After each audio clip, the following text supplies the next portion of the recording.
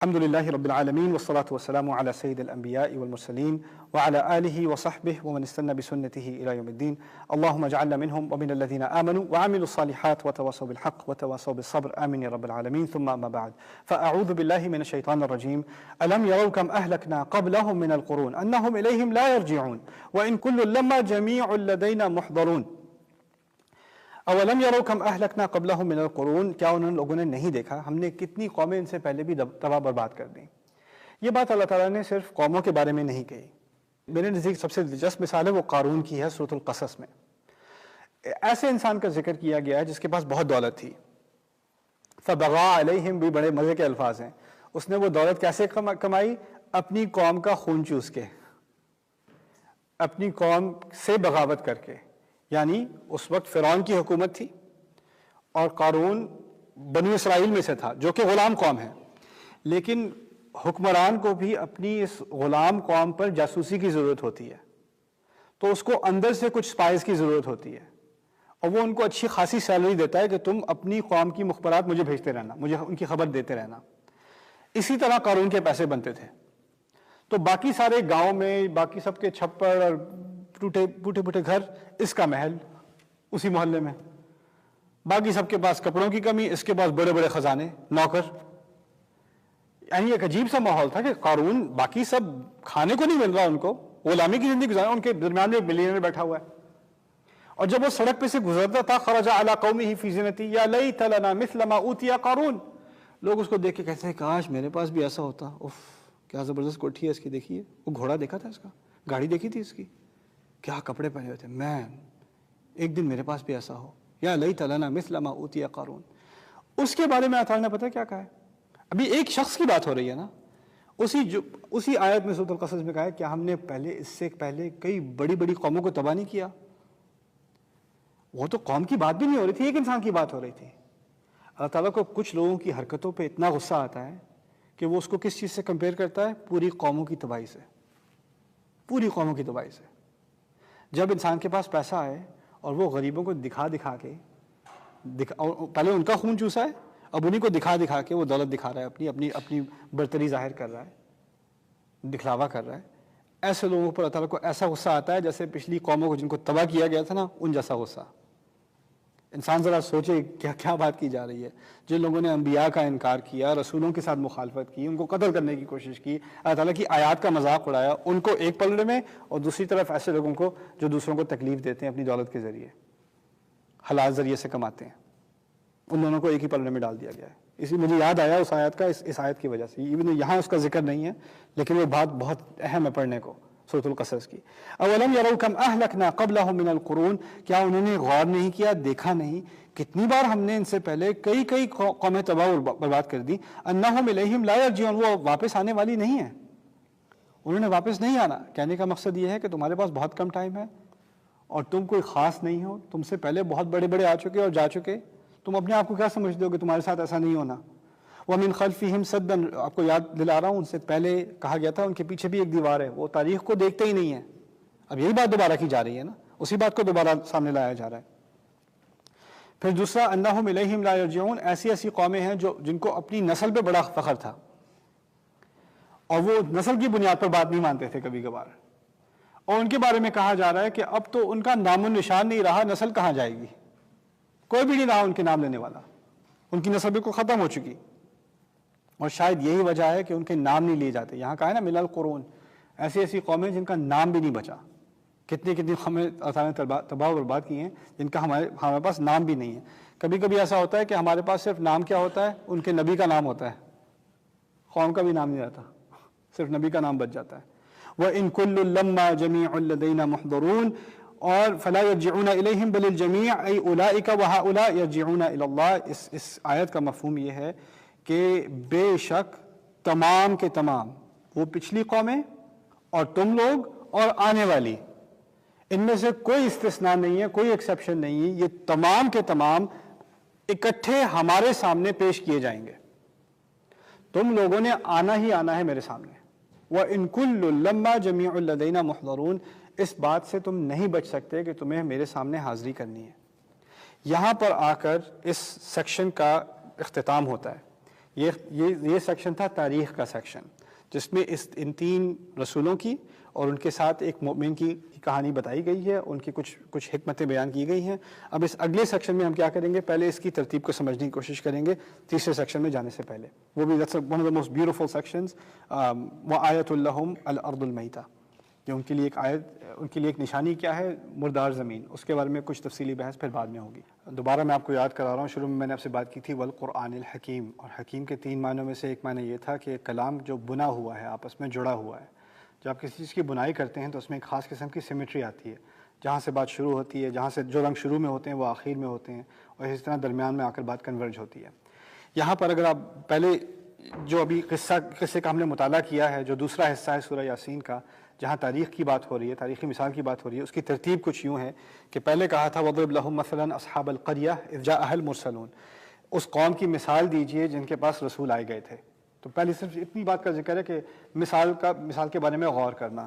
پھر کہا اذ ارسلنا الیہم اثنین فکذبوہما، 2 بھیجے گئے، ان کا انکار کیا گیا، فعززنا بثالث، پھر تیسرے بھیجے گئے ری انفورس کرنے کے لیے، فقالوا انا الیکم مرسلون، انہوں نے بھی کہا کہ ہم رسول بھیجے گئے ہیں، قالوا ما انتم الا بشر مثلنا، تم لوگ کچھ بھی نہیں ہو، ہماری طرح کے ہی انسان ہو، تم میں کیا خاص بات ہے، وما انزل الرحمن من شیء، رحمان نے کوئی چیز نہیں بھیجی، ان انتم الا تکذبون، تم سب جھوٹ بول رہے ہو، قالوا ربنا يعلم انا الیکم لمرسلون، پھر انہوں نے دوبارہ تاکید سے رسولوں نے بات کی، ہمارا رب جانتا ہے کہ ہم تمہاری طرف رسول ہی بھیجے گئے ہیں، وما علینا الا البلاغ المبین، ہم نے دعوت کا راستہ نہیں چھوڑنا، ہمارا کام ہی یہی ہے کہ تم تک واضح طور پر بات پہنچا دینا، یعنی کا مقصد ہے کہ ہم پیچھے ہٹنے والے نہیں ہیں، ہم نے جو کام کرنا ہے وہ کرنا ہے۔ وما، پھر اس کے بعد قالوا انا تطیرنا بکم، ہم تو سمجھتے ہیں کہ تم منحوس لوگ ہو، لوگوں نے رسولوں سے کہا کہ تم لوگ منحوس لوگ ہو، لئن لم تنتہوا لنرجمنکم، اگر تم باز نہیں آئے تو ہم تمہیں پتھروں سے مار دیں گے، سنسار کر دیں گے، ولیمسنکم منا عذاب علیم، اور اس کے مزید بھی تمہیں ہماری طرف سے کوئی تکلیف دینے والی کوئی ٹارچر تمہیں ملے گا۔ قالوا طائرکم معکم، رسولوں نے جواب دیا کہ تم جو پرندے والی بات کرتے ہو، یعنی لعنت والی بات کرتے ہو، وہ تم تک ہی ہے، یہ تمہاری بنائی ہوئی باتیں ہیں، ان ذکرتم، اور یہ سب غصہ کس بات پر کہ تمہیں یاد دلائی جا رہی ہے، تمہیں کوئی اچھی بات کی جا رہی ہے، اس لیے بل انتم قوم مسرفون، تم بہت ہی حد سے آگے بڑھ جانے والے لوگ ہو، تم اوور ری ایکشن کرنے والے لوگ ہو، بل انتم قوم مسرفون۔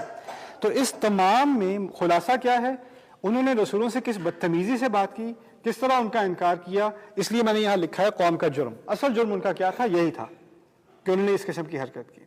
اس کے بعد اللہ تعالیٰ نے ایک بہت بڑا سیکشن 20ویں آیت سے لے کے 27ویں آیت تک صرف اس ایک شخص کے کلام پر،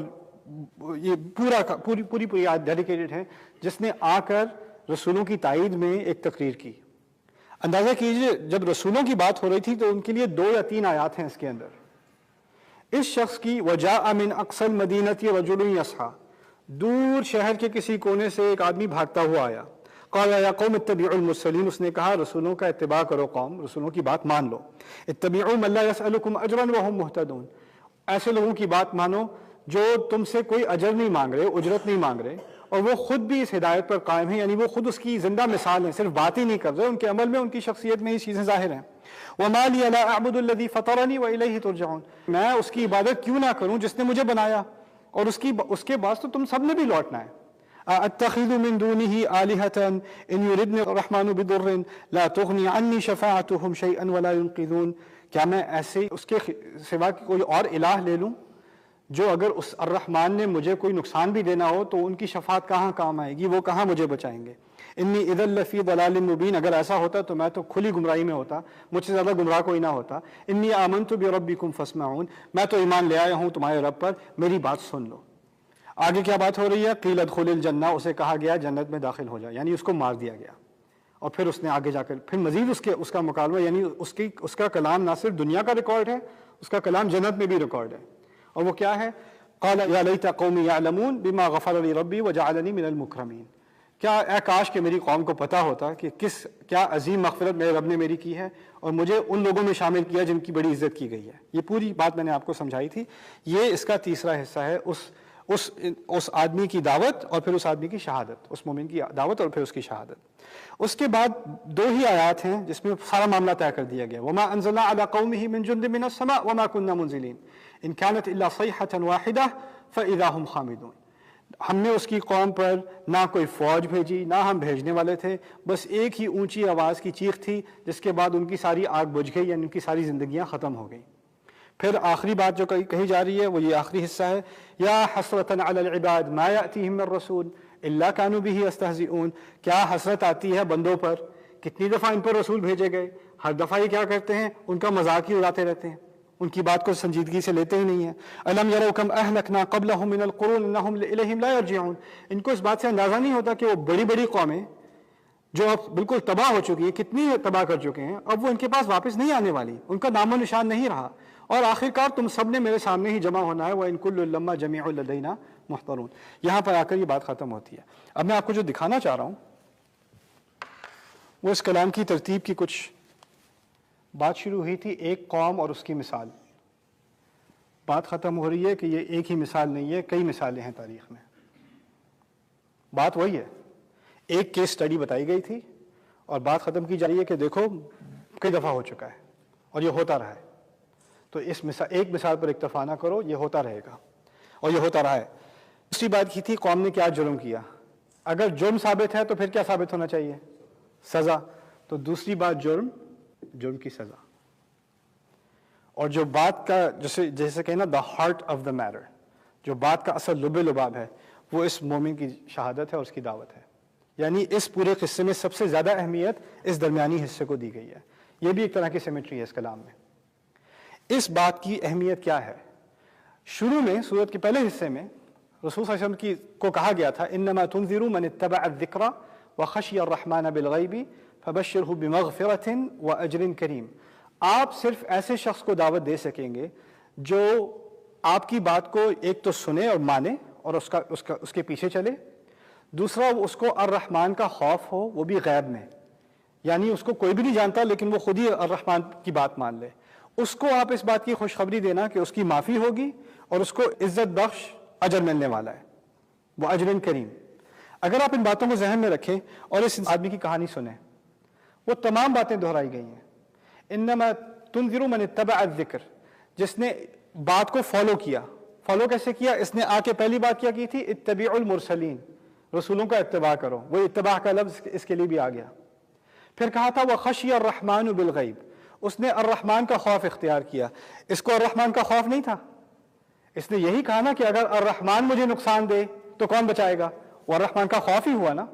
يردني الرحمن بضر لا تغني عني شفاعتهم شيئا ولا ينقذون۔ پھر وہاں کہا تھا فبشرہ بمغفرۃ واجر کریم، کہا تھا کہ اس کو خوشخبری دے دینا کہ اس کی معافی ہو جائے گی اور اس کے ساتھ ہی اس کو ایسا اجر ملے گا جس سے بڑی عزت ہوتی ہے۔ اس نے آخر میں جنت میں جا کے کیا کہا ہے، بما غفر لی ربی وجعلنی من المکرمین، اس نے بھی آگے جنت میں جا کے یہی کہا ہے نا کہ اللہ تعالیٰ نے کاش میری قوم کو پتا ہوتا کیسے میری معافی کی گئی اور کیسے مجھے عزت دی گئی، مجھے عزت دیے جانے والوں میں سے شامل کیا گیا۔